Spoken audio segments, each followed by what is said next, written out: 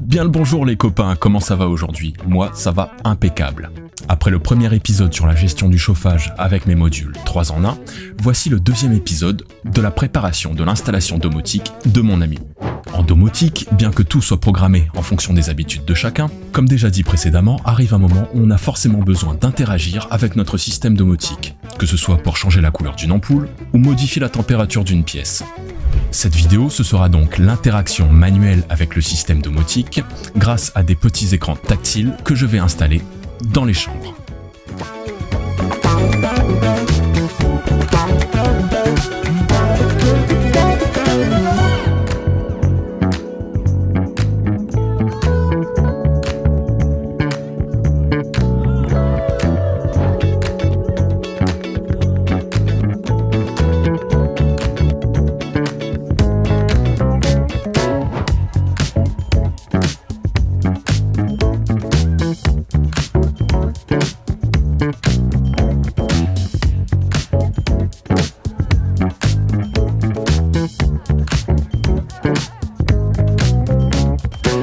Vous pouvez trouver bien entendu ces petits écrans préprogrammés sur mon site.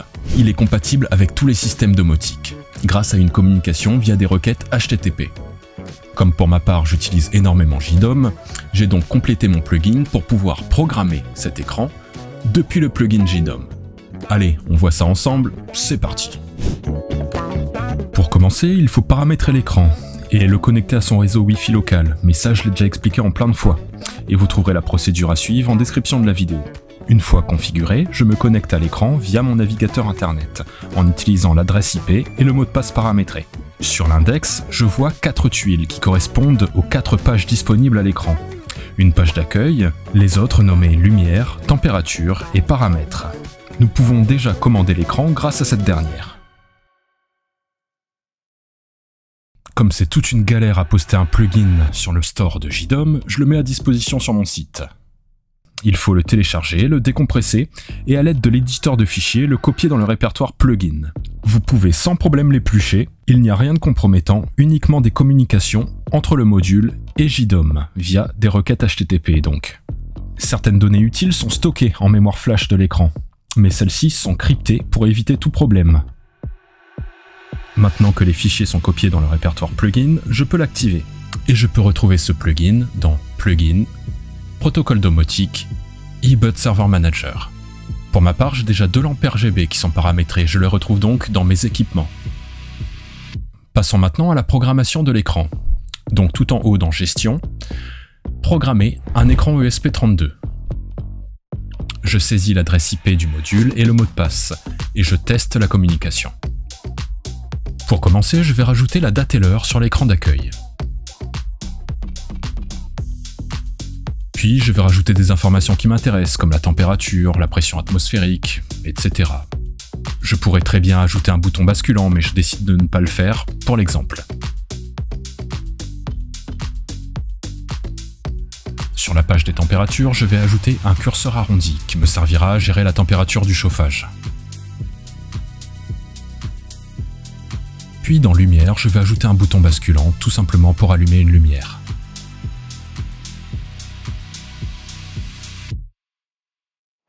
Une fois tout cela terminé, j'envoie la mise à jour au module. Voilà, la mise à jour est faite et le module est programmé. Je n'ai plus maintenant qu'à l'ajouter à mes équipements. Donc, ajouter. Le nom de l'équipement, je vais mettre écran. Je saisis l'adresse IP, le mot de passe.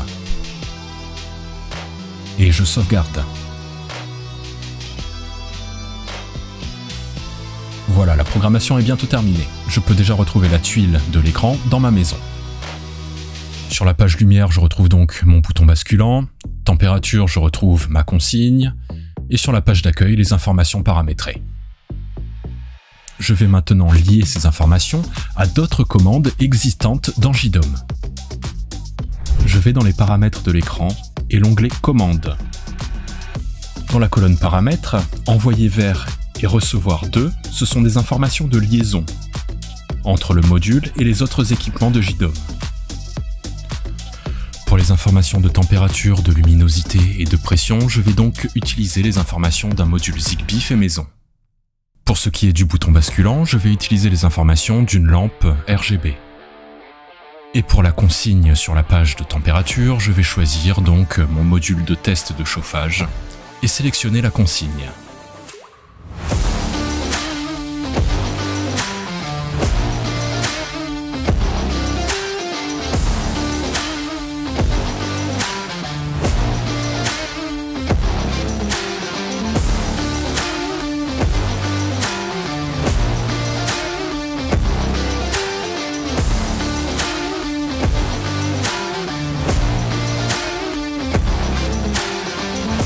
Pour rappel, eBud Server Manager est une bibliothèque de ma création pour les ESP32, qui sont des puces Wi-Fi. L'avantage de cette puce est qu'elle peut contenir pas mal d'informations et permet une programmation libre. La bibliothèque facilite la connexion Wi-Fi et permet la mise en page d'un index. Je fais évoluer cette bibliothèque constamment, avec l'ajout de nouvelles fonctionnalités. J'ai d'ailleurs mis en place récemment la mise à jour logicielle à distance. Le plugin pour JDOM permet donc l'intégration en quelques clics de ces modules à notre système domotique préféré. Il faut vraiment que je demande un partenariat pour éviter toute cette pub gratuite, mais je le pense vraiment et j'ai utilisé d'autres systèmes domotiques avant celui-là.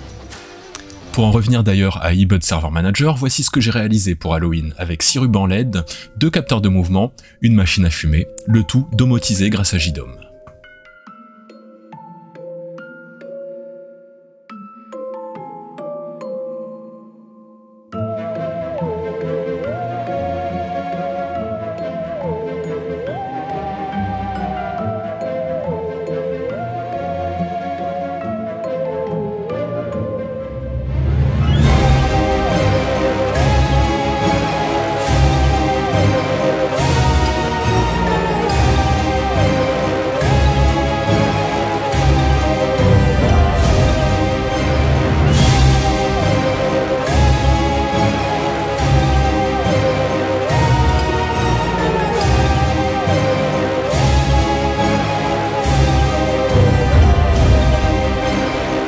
Pour en revenir à l'écran tactile, parce que c'est un peu le but premier de cette vidéo, et en particulier l'intégration à d'autres systèmes domotiques, je vous invite à regarder la description.